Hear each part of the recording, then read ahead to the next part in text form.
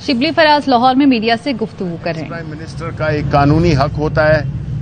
उसकी प्रोटेक्शन के लिए कानून में गुंजाइश मौजूद है और जितने भी पुराने एक्स प्राइम मिनिस्टर्स हैं उनकी सिक्योरिटी उनको मुयस्सर है। ये ज़हन में रखिए कि खान साहब की इन्हीं इंटेलिजेंस एजेंसीज ने, इसी पुलिस ने मुख्तलिफ औकात पे खान साहब की जान को खतरे का नोटिफिकेशन किया है और इस बात पे जोर दिया गया था कि खान साहब की सिक्योरिटी को खतरात लाहक हैं। फिर ख़ास तौर पे जब आप ये देखें कि उन पे गुज़श्ता महीने जो एक कातिलाना हमला हुआ था, जो एक नाकाम कातिलाना हमला हुआ था, उसके बावजूद अगर इस वक्त के जो कठपुतली हुकूमतें हैं, अगर वो खान साहब की ज़िंदगी के वो जो खतरात लाहक हैं और वो आवाम से नहीं है, वो आप सबको पता है कहाँ से हैं, वो आपको पता है कि किस किस को इस्तेमाल किया जा रहा है उनकी जान पे खुदा न खास्ता उसको नुकसान पहुंचाने के लिए। तो हम इसकी पूरी जिम्मेदारी इंटीरियर मिनिस्टर राना सनाउल्लाह पे डालते हैं और वो जितनी भी कठपुतलियां हैं उन पे हम ये डालते हैं कि अगर खान साहब को खुदा न खास्ता कुछ भी हुआ तो उसकी जिम्मेदार ये कठपुतलियां होंगी, राना सनाउल्लाह होगा और जो उसके हवारी हैं। ये तो हो गई बात सिक्योरिटी की। दूसरी बात कि आज हमने, आपको मालूम है कि पाकिस्तान तहरीक इंसाफ, उसके चेयरमैन ने हमेशा ये तलकीन की है कि हमारी सियासत कानून और आईन के दायरे में होगी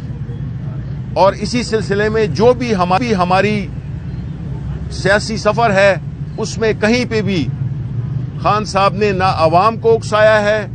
और ना उन्होंने किसी को शय दी है कि वो कानून से बाहर काम करें, क्योंकि हमारे लीडर का ये मानना है कि ये मुल्क उस वक्त तक तरक्की नहीं कर सकता जब तक कि इस मुल्क में कानून की हुक्मरानी ना हो, रूल ऑफ लॉ ना हो। तो आज हमने 2 पिटिशंस दायर की हैं, कॉन्स्टिट्यूशनल पिटिशंस दायर की हैं, एक सुप्रीम कोर्ट ऑफ पाकिस्तान में और एक लाहौर हाई कोर्ट में। पहली पिटिशन, कॉन्स्टिट्यूशनल पिटिशन, जो कि हमारे वकील इम्तियाज सिद्दीकी साहब ने दायर की है, वो है क्वेश्चन ऑफ लॉ पे, यानी सुप्रीम कोर्ट ने कानून की तशरीह करनी होती है, आइन की तशरीह करने का जो अल्टीमेट इदारा है वो है सुप्रीम कोर्ट ऑफ पाकिस्तान। उसमें हमारी इस्तेदा ये है, जिसमें हमने फरीक बनाया है फेडरेशन ऑफ पाकिस्तान को, राजा परवेज अशरफ को, इलेक्शन कमिश्नर को और पंजाब हुकूमत को और खैबर पख्तूनख्वा हुकूमत को। उसमें हमारा मुद्दा ये है कि जिस रूल्स और रेगुलेशंस और कंडक्ट ऑफ बिजनेस की वायलेशन के जरिए एक कठपुतली, एक खोखला लीडर ऑफ द ऑपोजिशन बनाया गया है, वो गैर कानूनी है, बिकॉज उसमें वो कानूनी तकाजे पूरे नहीं किए राजा परवेज अशरफ ने,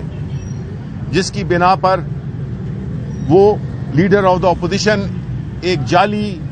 एक खोखला, एक मसनूई लीडर ऑफ द ऑपोजिशन बना के और इसको एक शक्ल दी गई है। दूसरा, इलेक्शन कमीशन ऑफ पाकिस्तान, जिन्होंने पंजाब के केयर टेकर वज़ीर आला का इंतखाब किया, बावजूद इसके कि जिस दिन ये नाम आया था तो हर एक ने टॉक शोज में पहले ही कह दिया था कि इसको बनाएंगे, और इलेक्शन कमीशन ऑफ पाकिस्तान ने कोई ड्यू डिलिजेंस नहीं की, एक ऐसे शख्स को बना दिया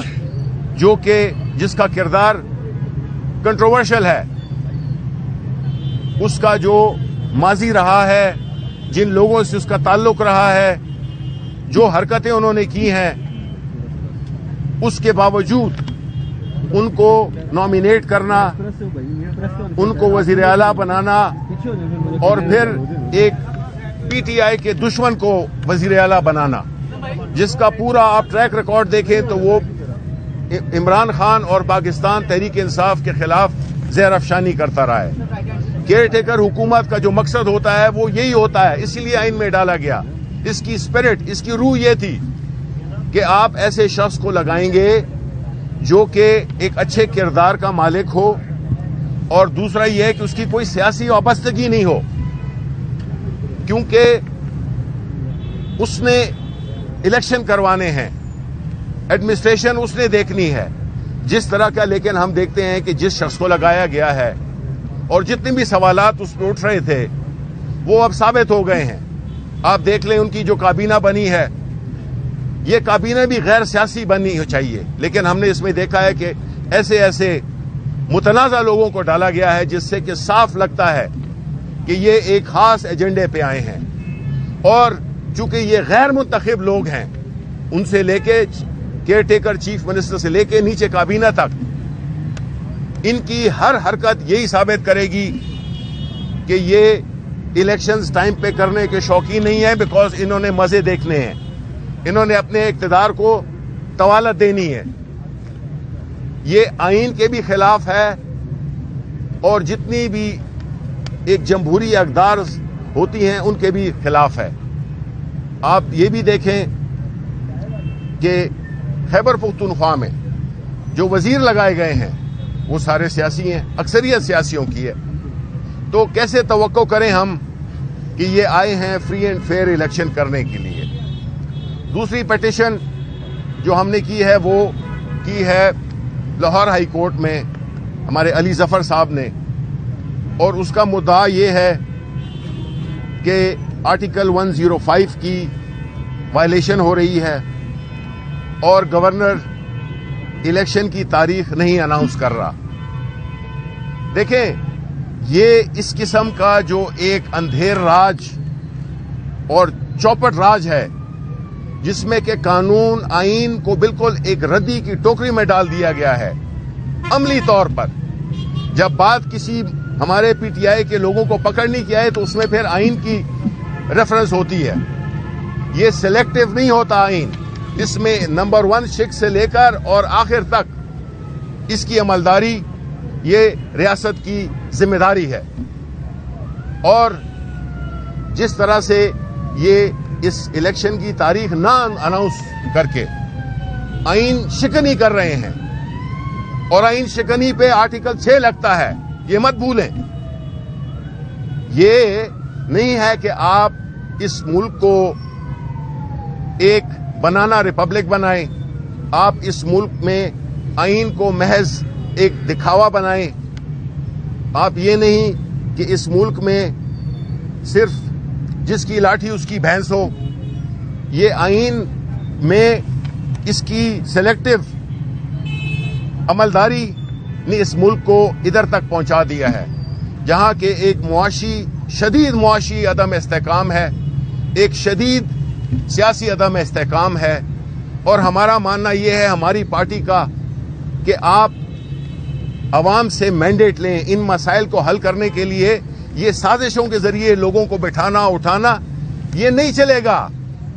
इस वक्त मुल्क एक इंतहाई नाजुक तरीन दौर से गुजर रहा है, मुल्क की सालमियत खतरे में है। जिस तरह ये इंपोर्टेड रिजीम हम पे नाफिज कर दी गई, आपने देखा कि पिछले 9 महीनों में मुल्क की ईंट से ईंट बजा दी है, सियासी तौर पर भी और मुआशी तौर पे भी, और कानून बिल्कुल घर की लौंडी बन गया है। हम तवक्को करते हैं, हमारी पूरी कौम की नजरें पाकिस्तान की अदालतों पे, जज साहिबान पे लगी हुई हैं। पाकिस्तान के अवाम बशमूल पाकिस्तान तहरीक इंसाफ, हम ये समझते हैं कि अदालतों का जो जिम्मेदारी थी उससे पहले हमेशा अहम थी, लेकिन जो इस वक्त की सिचुएशन है, हालात हैं, उसमें हम सब की नजरें अदालत उस्मा पे लगी हुई हैं कि अदालतें अगर इंसाफ करें और वो आइन की तशरीह करें, और साथ में उन लोगों को या उन इक़दामात को नल एंड वाइड करें जो कि आइन से मुतसादिम हैं, और पाकिस्तान को इस गल्फिशार से, इस तज़ब्ज़ुब से निकालने के लिए जहां पे कि लोगों को रोटी मैसर नहीं है।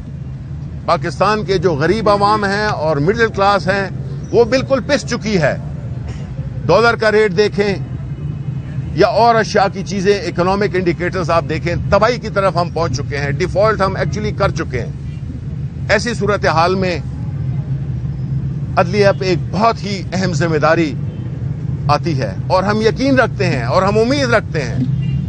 कि हमारी अदालतें और ख़ास तौर पे हमारी सुप्रीम कोर्ट पाकिस्तान के अवाम को इन जालमों से, इन कानून शिकनों से, इन कठपुतलियों से निजात दिलाएगी और वो एक ऐसा रास्ता हमवार करेगी जो कि इस मुल्क में फ्री एंड फेयर इलेक्शन और फौरी, जिस तरह के एक कानूनी 105 में जो